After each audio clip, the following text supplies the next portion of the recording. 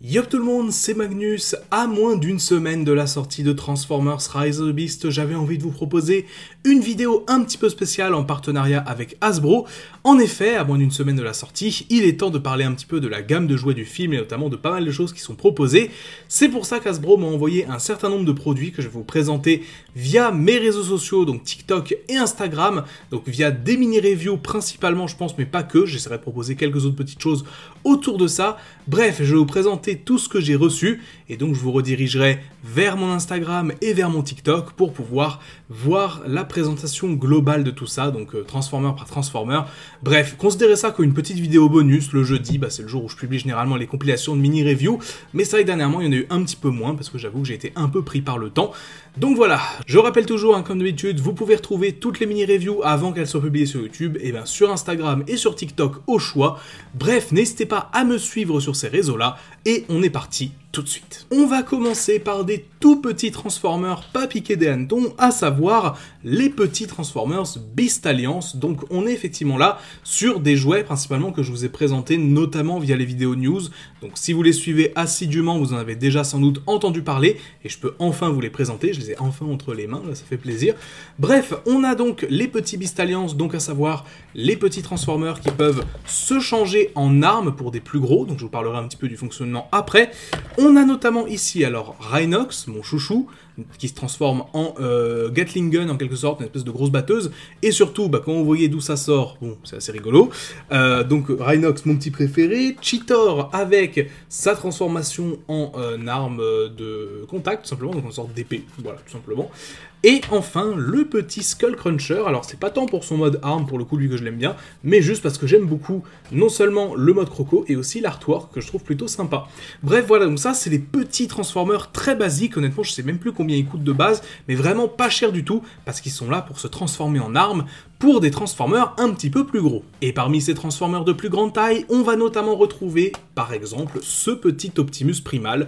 Alors, pour ceux qui se souviennent, ce Primal-là, c'était le tout premier visuel qu'on avait eu sur le design du personnage dans Transformers Rise of the Beast. Alors bien sûr, il a évolué depuis, il n'est pas 100% screen accurate, mais pour ceux qui se souviennent des vidéos news de Rise of the Beast que je faisais il y a plus d'un an maintenant, vous vous souvenez de cette figurine-là. Et honnêtement, je suis très content de l'avoir entre les mains aujourd'hui. Pareil, je vous la présenterai. Il vient avec Arrow Stripe, donc qui est grosso modo un Tigatron, on va pas se mentir, qui va pouvoir se transformer en espèce, voilà, d'arme, donc qui vient avec. Donc c'est le même genre en fait de Transformer que ceux que je vous ai montré avant, donc qui va se transformer en arme pour un plus gros. Donc il faut savoir que tous les autres petits, notamment là par exemple Cheetor, va être aussi compatible avec cet Optimus Primal là et tous les autres de la même gamme. Il me semble qu'il y a notamment un Optimus, un Bumblebee, il y en a d'autres qui viendront par la suite. Ça vous donne un petit peu une idée du genre de fonctionnalité qu'on a. Tout ça c'est la gamme Beast Alliance, donc en fait c'est la gamme la plus basique qui soit autour du long métrage, mais aussi celle qui se veut avoir le plus d'interactivité, enfin qui se veut en fait avoir le plus d'interactivité possible entre les différents jouets. Ça rappelle un petit peu notamment ce qui avait été fait à l'époque de Dark of the Moon avec le système MechTech, où on avait voilà cette interconnectivité, on va dire, entre les différents jouets. On a notamment aussi dans cette même gamme Rhinox, donc qui nous arrive ici dans son mode de Rhino, donc on peut avoir un Rhinox qui tient un Rhinox, c'est assez rigolo. Donc voilà, ça vous donne une idée derrière. Donc on a le Rhinox, voilà, assez inspiré pour le coup de la série Beast Wars plus que du film directement, en mode robot. Par contre, pour ce qui est du Rhino, on est bien sur quelque chose d'assez screen accurate. Et enfin, toujours dans cette fameuse gamme Beast Alliance, on va retrouver notamment ici un autre Optimus Primal avec Skull Cruncher, un autre Skull Cruncher du coup, qui va cette fois-ci pouvoir se combiner pour former un Transformer qui rappelle un petit peu notamment ce qu'on avait eu dans Cyberverse à l'époque. Donc à l'époque c'était avec des véhicules basiques que les TF pouvaient se combiner, et ici c'est avec tout simplement des animaux. Donc on a Optimus Primal ici, mais il faut savoir qu'on a aussi un Optimus Prime me semble, on a aussi RC, Bumblebee, bref il y a plein de persos qui ont cette fonctionnalité là, et même chose, c'est plutôt sympa, j'ai très hâte de vous le présenter aussi, et il faut savoir que toute cette petite gamme interagit un peu entre elles, et je trouve ça vachement sympa. On a maintenant un petit Bumblebee Flex Changer, donc toujours du côté des Transformers un petit peu basiques de la gamme de Rise of the Beast, qui n'est pas vraiment de la gamme Beast Alliance pour le coup, c'est juste un autre type de Transformer qu'on a dans cette gamme-là. Donc Flex Changer, qu'est-ce que ça veut dire? Ça veut dire tout simplement qu'on va pouvoir faire se replier et se déplier le perso comme ça, si j'ai bien compris. C'est un tout nouveau type de TF, un nouveau type de transformation qu'on n'a pas pas du tout encore vu, il me semble, jusqu'à maintenant, ou alors peut-être dans certaines gammes que sur lesquelles je me suis pas du tout intéressé, mais il me semble que par exemple il n'y a pas ça ni dans Earthspark, ni dans Cyberverse, donc c'est vraiment quelque chose de tout nouveau. Donc voilà, on peut voir un petit artwork ici de Bumblebee, donc avec le Flex Changer écrit dessus. Très hâte aussi de vous le présenter, principalement pour ce qui est du gimmick. On sait qu'il y a aussi une Nightbird qui sera commercialisée dans ce format-là. Pour l'instant, c'est les deux seuls, il me semble, à ma connaissance, et j'ai très hâte de voir comment fonctionne ce type de TF. Je pensais très honnêtement de base qu'il serait beaucoup plus petit que ça, et en réalité, on est presque sur la taille d'un Deluxe, ou en tout cas de tête d'un Scout Class, si vous voyez un petit peu le genre de taille que ça fait. Bref, c'est plutôt sympa, très cool, et là aussi, ce sera présenté en mini-review. On arrive maintenant dans quelque chose d'un petit peu plus massif, avec le Scourge Smash Changer de Transformers Rise of the Beast, là aussi également. Alors, si vous avez suivi mes vidéos news, vous savez que celui-là, il a une petite place particulière dans mon cœur, à savoir que c'est un Scourge qui n'a rien à voir avec sa version sur grand écran. Il n'a pas les mêmes couleurs, il n'a pas le même mode alternatif, comme vous pouvez le voir ici. C'est un retool, en fait, un repaint et un remold du Optimus Prime Smash Changer, qui lui non plus n'est pas totalement screen accurate, mais le mode véhicule je trouve super sympa, et le fait ici qu'il a été modifié avec notamment une toute nouvelle calandre, des nouvelles parties sur le dessus, etc., et ben ça donne un Scourge qui a un design certes pas screen accurate, mais que je trouve très sympa. Alors bien sûr, c'est un Smash Changer, donc c'est quelque chose d'assez simple. On se rappelle que à l'époque ça avait été introduit dans la gamme de Edge of Extinction, ce type de transformation, ça n'a pas été trop réutilisé depuis, enfin juste dans The Last Night, dans Bumblebee me semble. Donc on retrouve ce principe là ici, c'est dans la gamme Buzzworthy Bumblebee, mais qui se base sur Rise of the Beast. En fait c'est juste une façon pour Hasbro de commercialiser les Transformers dans différentes gammes, voilà concrètement. On a le petit artwork de Scourge sur le côté, qui lui pour le coup est plus ou moins screen accurate, hein, c'est le visuel promotionnel. Bref, là aussi, très hâte de vous le présenter, et surtout, premier Scourge de ma collection de Transformers Rise of the Beast. C'est pas le leader class, ça attendra, mais c'est déjà pas mal. Allez, petit détour par une des curiosités de la gamme Rise of the Beast, à savoir le masque Optimus Primal. Alors là aussi, ça a été un des tout premiers jouets qui a leaké sur Transformers Rise of the Beast, il me semble, il y a... allez, 8-9 mois maintenant, quelque chose comme ça.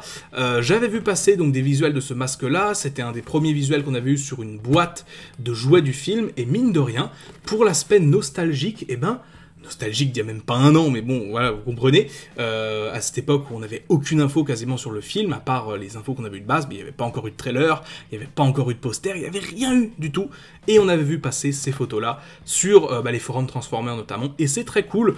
Bon voilà, le principe, c'est un masque tout simplement d'Optimus Primal qui on va pouvoir mettre sur sa tête, et qui va pouvoir se transformer en Optimus Primal, donc qui est plus ou moins basé là sur Beast Wars directement, notamment au niveau des couleurs. Bon, je vous le présenterai, en vrai, il y a pas mal de choses rigolotes à faire avec ce masque-là, je pense. Le principe d'un masque transformable, c'est très cool, mais surtout, voilà, il y a moyen de faire des trucs assez rigolos. Voilà, je me suis toujours imaginé aller au cinéma avec ce masque-là pour voir Transformers Rise of the Beast, ça peut faire quelque chose d'extrêmement roleplay, mais bon, bref. Tout ça pour vous dire, c'est quelque chose d'assez rigolo, et là aussi ce sera présenté. Petit détour très rapide par Cheetor de nouveau. Alors pour le coup, celui-là, je vous l'ai déjà présenté via notamment Mania Toys il y a quelques semaines, donc je verrai ce que je ferai avec celui-là, je vous tiendrai au courant, si jamais il y a moyen de vous faire gagner notamment via un concours, je vous le dirai. Mais passons sans plus attendre à un très gros pack que j'attendais pas mal et que j'avais envie de me procurer aussi, à savoir la fameuse Jungle Mission, donc tri-pack, avec Cheetor, Nightbird et Wheeljack, ou Pablo pour les intimes. Alors, c'est assez rigolo parce que ce Wheeljack là, c'est via ce pack qu'on a eu un premier visuel sur lui. Donc on se souvient à l'époque de la polémique que ça avait été, donc vers mi-décembre à peu près, mi-décembre, fin décembre, et mine de rien, voilà, c'était le premier visuel qu'on avait eu sur lui, c'était le premier jouet du perso qu'on voyait.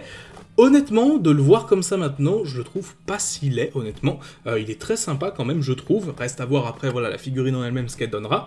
Même chose pour Nightbird, qui franchement me semble très correct, honnêtement. On n'est pas sur du Studio Series. On rappelle, parce que la définition, on va dire, des gammes peut porter à confusion, mais ces jouets ne sont pas des Studio Series, ce sont des Rise of the Beast Mainline, donc la gamme principale. Ce sont pas non plus les Beast Alliance, qui eux, pour le coup, ont un système un peu d'interconnexion entre les différents jouets. Là pour le coup c'est juste des Deluxe basiques, un petit peu plus basiques que les Studio Series, donc on va avoir un petit peu moins de peinture notamment, un petit peu moins de détails, mais on est quand même sur quelque chose qui se veut relativement screen accurate, on va dire plus ou moins. Bon, pour Cheetor c'est clairement pas le cas, on est plus ou moins sur ici une figurine entre la version du film et la version Beast Wars de base, mais je trouve que c'est un compromis plutôt sympa. Nightbird se rapproche pour le coup plus du film, surtout quand on voit son design final, même si évidemment il est simplifié, et Wheeljack, même chose. Voilà, il y a un petit peu cette espèce de compromis. Bref, très hâte de vous présenter ce pack. Je pense que je vous présenterai chaque figurine individuellement, parce que sinon ça prendra pas mal de temps. Mais voilà, plutôt cool, très sympa d'avoir enfin un petit Pablo. Et enfin, pour clore cette vidéo, j'avais envie de vous présenter les deux figurines qui m'ont été fournies, qui n'ont pas vraiment de lien avec Rise of the Beast directement, mais il y en a une dans le lot, je pense, qui va vous hyper pas mal. Donc la première, c'est un petit Ironhide Studio Series 86 Core Class. Donc mine de rien, bon, je suis pas un énorme collectionneur des Core Class de mon côté, mais faut avouer qu'ils sont globalement plutôt tous très réussis. Donc voilà, le petit Ironhide qui a aussi, alors je sais plus si il est arrivé avant ou après le Ratchet, mais en tout cas il est plutôt sympa. Voilà, petit Ironhide très cool, mais là, je pense que vous l'attendez peut-être ou pas du tout, c'est une surprise. Bref, j'ai pu mettre la main sur le Optimus War for Cybertron, donc les Studio Series Gamers Edition, la toute nouvelle série Studio Series donc, qui a été lancée, c'est le numéro, hop, on a Optimus là, c'est le numéro 3, savoir que les deux autres donc d'avant c'est Bumblebee et Barricade. J'avais très hâte de mettre la main sur cet Optimus, simplement parce que c'est un design ultra iconique, c'est l'un de mes designs d'Optimus préférés, si vous vous souvenez de la vidéo tier list que j'avais fait il y a quelques mois, quelques semaines. Bref, c'est très cool, le packaging évidemment, on est sur du Studio Series, donc c'est très sympa. On remarque que du coup, puisqu'on est sur le Gamers Edition, on a un petit logo de manette ici, et aussi un côté un peu silver sur le packaging, et je le trouve vraiment joli, très honnêtement.